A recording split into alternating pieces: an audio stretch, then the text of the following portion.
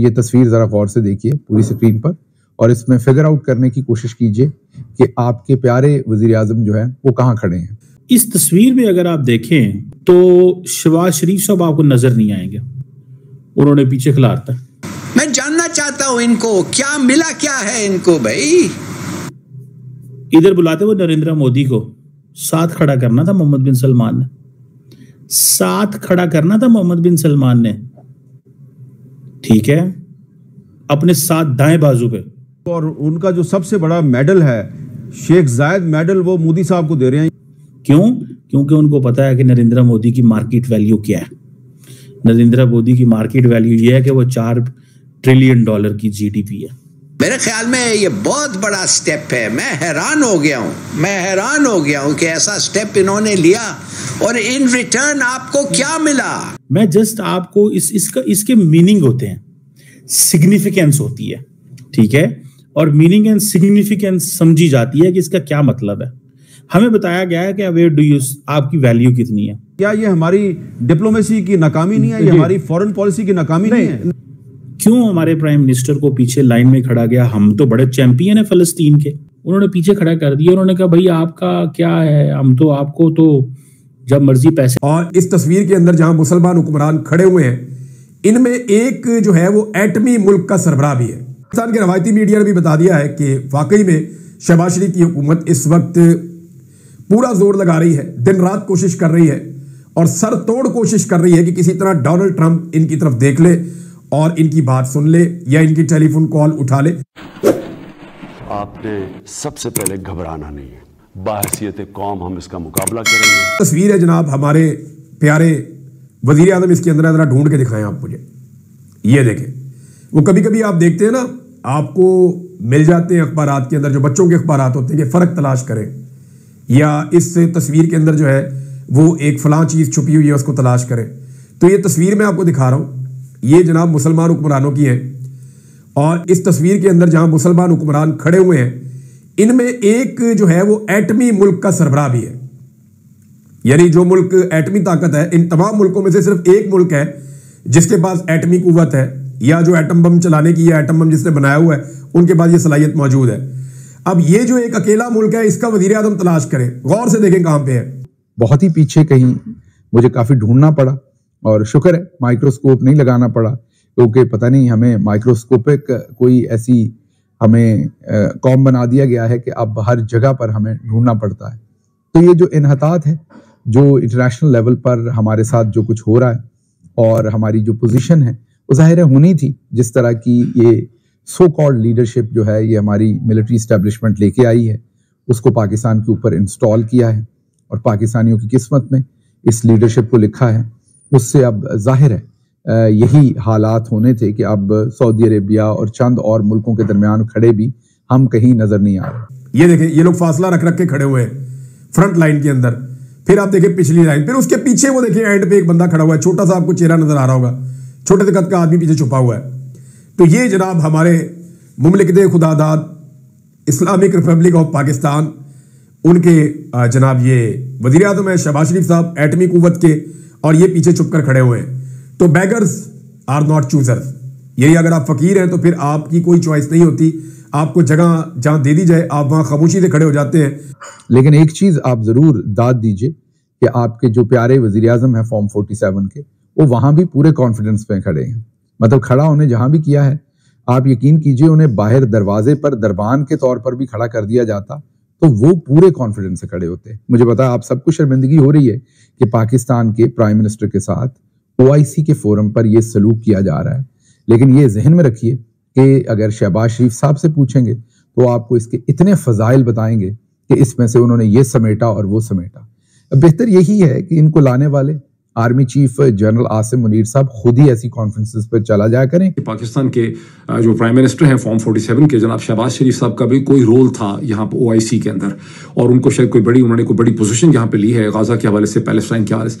लेकिन जब आप इंटरनेशनल इसकी कवरेज देखते हैं, खा वो मशरक़ वस्ता के अखबारात हों, खा वो इसराइल के अखबार हों, खा वो अमरीका की पब्लिकेशन हो, वेस्टर्न पब्लिकेशन हो, कहीं आपको दूर दूर तक शहबाज शरीफ साहब का नाम जो है, नामो निशान जो है आपको नहीं मिलता। पाकिस्तान के अंदर पाकिस्तान में हम लोगों को हमेशा ये बताया गया कि हम मुस्लिम दुनिया की वाहिद जोहरी ताकत हैं। वैसे भी हम दूसरी बड़ी मुस्लिम रिपब्लिक हैं, नॉन रिपब्लिक ही सही, लेकिन हम दूसरा बड़ा मुस्लिम मुल्क है। इंडोनेशिया के बाद 5वां दुनिया का सबसे बड़ा मुल्क है आबादी के एतबार से। हमारी बहुत बड़ी मिडिल क्लास और फिर हमारी बहुत बड़ी फौज, हम वाहिद जोहरी ताकत, लेकिन पॉलिटिकल इम्पैक्ट और वजन आप हमारा देखें कुछ भी नहीं है। पाकिस्तानियों को चूंकि समझ नहीं आती इंटरनेशनल रिलेशनशिप की, वो जज्बाती होकर जो है मुख्तलिफ किस्म के अटैक और हमले करना शुरू कर देते हैं। देखें, बहुत सी चीजें ऐसी होती हैं जिनको समझने की जरूरत होती है। जॉर्डन का ये डिप्लोमेटिक रिलेशनशिप है इसराइल के साथ, लेकिन जॉर्डन में एक तबाहखुन मुजाहरे होते हैं इसराइल के खिलाफ। पाकिस्तान की सूरत हाल ये है कि वैसे आप एक, क्योंकि पाकिस्तान में मुनाफिकत बहुत ज्यादा है, तो वैसे कहने में ऑन द अदर हैंड ये है हम तो रिकग्नाइज नहीं किया, हमने तो ये नहीं किया, हम तो ये नहीं करेंगे, तो कायद आज़म ने ये फरमाया था, ऐसे ऐसे आपके जनाब टीवी एंकर हैं वो फला चीजें कहते रहते हैं। हकीकत क्या है? हकीकत यह है कि आप इतने खौफजदा हैं सहूनियों की ताकत से और सहूनियों के स्पॉन्सर्स की ताकत से, और आप इतने डिपेंडेंट हैं उनके पैसे और उनकी फाइनेंशियल इमदाद के ऊपर, उनकी स्ट्रेटेजिक सपोर्ट के ऊपर, कि आप पाकिस्तान में इसराइल की जो बेईमाना और जो जबर की हरकतें हैं, जो जुल्म है सहूनियों का, उसके खिलाफ आप पाकिस्तान में मुजाहरा नहीं कर सकते। जो मुजाहरा करते हैं उनको गिरफ्तार कर लेते हैं। पाकिस्तान के सोशल मीडिया भरा पड़ा है इन वाकयात से। ये वो चीज थी जो मैंने समझाने की कोशिश की थी कि किस तरह से उन इंटरनेशनल फोर्सेस ने आके आप ही की फौज को कंट्रोल कर लिया। जनरल बाजवा ने क्या किया? जनरल बाजवा ने अपनी फौज का सौदा कर दिया। उनको खुद जाती तौर पर फायदा हुआ होगा कि पाकिस्तान की फौज को, या पाकिस्तान को जनरल बाजवा के किसी भी इकदाम से, उनकी जो भी 2+2 किस्म की मम्बो जम्बो थी, उससे कोई फायदा हुआ? कोई फायदा नहीं हुआ। So international relationships जो हैं वो at times are more difficult to understand than medical science, IT, engineering, finance and accounting, because वो उसमें कोई fraud नहीं है, वो सीधी सीधी चीजें हैं, उसमें hidden चीजें नहीं होती। पहले मैं तबसरा करना चाहता हूँ इस तस्वीर का। इस तस्वीर में अगर आप देखें तो शहबाज शरीफ साहब आपको नजर नहीं आएंगे। मैं आपको थोड़ा सा इस पर तबसरा करता हूँ। वो मोबाइल से मैं शायद बेहतर जिसे कहते हैं ना अच्छे तरीके से बता सकता हूँ आपको कि इस तस्वीर में मोहम्मद बिन सलमान जो हैं उनके साथ खड़े हैं कतर के अमीर, उनके राइट साइड पे जॉर्डन के खड़े हैं किंग अब्दुल्ला, फिर प्रेसिडेंट सीसी, बशार अल असद, उसके साथ जो है फ़लस्तीन के सदर हैं, साथ आई थिंक मोरक्को के हैं, आई डोंट नो नेक्स्ट कौन है, मालदीव्स के प्रेसिडेंट मौजू फर्स्ट लाइन पे खड़े हुए हैं। फर्स्ट लाइन में मालदीव्स के प्रेसिडेंट मौजूद खड़े हुए हैं, ठीक है जी।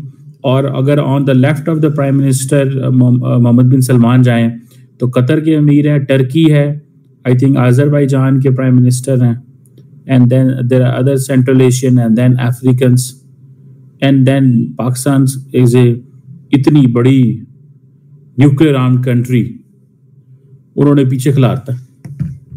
हम ये बात करते हैं ना जी, एक न्यूक्लियर आर्म्ड कंट्री है, अरब वर्ल्ड को अक्सर हमारी जरूरत पड़ती रहती है, उन्होंने पीछे खड़ा कर दिया। उन्होंने कहा भाई आपका क्या है, हम तो आपको तो जब मर्जी पैसे दे के बुला लें, 4 अरब डॉलर, 5 अरब डॉलर, 10 अरब डॉलर की आपको जरूरत रहती है, क्या करें हम आपके साथ?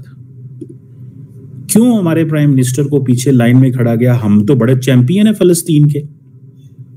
अच्छा, फॉर एग्जाम्पल ये अरब समिट भी है, अरब इस्लामिक समिट है, मालदीव्स के प्राइम मिनिस्टर मौजूद फर्स्ट लाइन पे है, टर्किश प्रेसिडेंट उनके साथ खड़े हुए हैं, सेंट्रल एशियन ममालिक खड़े हुए हैं। मैं इसको भी मान लूं कि जी अरब ममालिक को पहले तरजीह दी गई है, तरजीह जो है ना वो ताकतवर को दी जाती है, अरब नॉन अरब को नहीं दी जाती। अब हम पिछले 1.5 साल से जनाब सर पे हमने हर चीज उठाई हुई है, ठीक है। अब अरब्स को तो नहीं अच्छा लगता पाकिस्तान जब फलस्तीन की बात करता है ज्यादा, दे डोंट लाइक दिस, उनको बिल्कुल नहीं अच्छा लगता। वो कहते हैं क्या यार हर वक्त आप लगे रहते हैं फलस्तीन फलस्तीन करते रहते हैं, ये हमारा मसला, हम इसको रिजॉल्व कर लेंगे, आप करें, हाँ कॉन्फ्रेंस बुलाएं हैं फलस्तीन के ऊपर, कितने लोग जाएंगे आपकी कॉन्फ्रेंस में? अगर हमसे ये कहे कि आप अपनी कॉन्फ्रेंस बुलाएं फलस्तीन के ऊपर, गजा के ऊपर, हम देखते हैं अरब वर्ल्ड में से कौन आता है और किस लेवल की अटेंडेंस होगी, हम बताते हैं आपको कोई अटेंडेंस नहीं होगी। कोई मुसलमान मुल्क जो है वो हमारे कहे बगैर अरब मुल्क वहां पे जाएगा नहीं। आप क्या बातें करते हैं? सो हमारे वजीर आज़म, कोई बात नहीं, हो सकता है हमें ये बताया जाए जी वो अल्फाबेटिकल है, हो सकता है जी जो रूम में पहले आया था उसको पहले खड़ा कर दिया गया था, तो वो पता नहीं किसी ने हमारे लास्ट टाइम हमारे वजीर आज़म को, ये अभी तो उन्होंने दूसरी लाइन में खड़ा है, एक पता नहीं कॉप की कौन सी मीटिंग हुई थी उधर दुबई में, तो हमारे वजीर आजम को आखिरी लाइन में खड़ा कर दिया। तो वो किसी ने कहा कि यार ये क्या है, मुझे कोई इतराज नहीं है आखिरी पहली लाइन, मैं जस्ट आपको इसके मीनिंग होते हैं, सिग्निफिकेंस होती है, ठीक है, और मीनिंग एंड सिग्निफिकेंस समझी जाती है कि इसका क्या मतलब है। हमें बताया गया है कि वेयर डू यू, आपकी वैल्यू कितनी है। हमने तो गजा के ऊपर क्या नहीं किया, फलस्तीन के लिए क्या नहीं किया, ठीक है। इधर बुलाते हुए नरेंद्र मोदी को साथ खड़ा करना था मोहम्मद बिन सलमान ने, साथ खड़ा करना था मोहम्मद बिन सलमान ने, ठीक है, अपने साथ दाएं बाजू पे। क्यों? क्योंकि उनको पता है कि नरेंद्र मोदी की मार्केट वैल्यू क्या है। नरेंद्र मोदी की मार्केट वैल्यू ये है कि वो $4 ट्रिलियन की जीडीपी है। उनकी मार्केट वैल्यू ये है कि उसके पास कुछ 600-700 अरब डॉलर फॉरेन एक्सचेंज रिजर्व पड़ा है, जब मर्जी जैसे मर्जी वो अपनी ट्रेड करे, ठीक है ना जी, जब मर्जी जैसे मर्जी करे, उनको कोई परवाह नहीं है। एक उसको पता है कि इंडिया जो है वो हमसे 55 अरब डॉलर की बायलैटरल ट्रेड है, अच्छा भला तेल खरीदता है। उनकी वैल्यू उस लेंस से देखी जाती है। असी सारा टाइम इस्लामी नारे, मजहबी नारे जड़ा ना मारते रहने हैं, और कहते ने यार बैजो साइड ते की तुसा रौला पाया, तंग कर दो सन, क्या तंग किया उन्होंने। सच्ची बात है, हमारे बातें पाकिस्तानी बहुत अच्छी करते हैं, लेकिन उन्होंने बता दिया है कि आपकी वैल्यू कितनी है। टर्की की वैल्यू जहां पे है, कतर की वैल्यू है, जॉर्डन की वैल्यू है, इजिप्ट की वैल्यू है, सीरिया की वैल्यू है। चले ये तो सारे इजराइल के नजदीक तरीन ममालिक हैं, नेबरिंग कंट्रीज है, चलो बनता है जी इनकी इंपॉर्टेंस से, ठीक है। लेकिन क्वेश्चन ये है कि शहबाज शरीफ जो है, इसका मतलब ये है कि they do not consider us. There was a time, इससे पहले आपको याद होगा कि एक दफा ट्रंप आए सऊदी अरब, और ट्रंप जब सऊदी अरब आए, अच्छा इसका मतलब ये नहीं कि हमारे सऊदी अरब से ताल्लुकात नहीं अच्छे,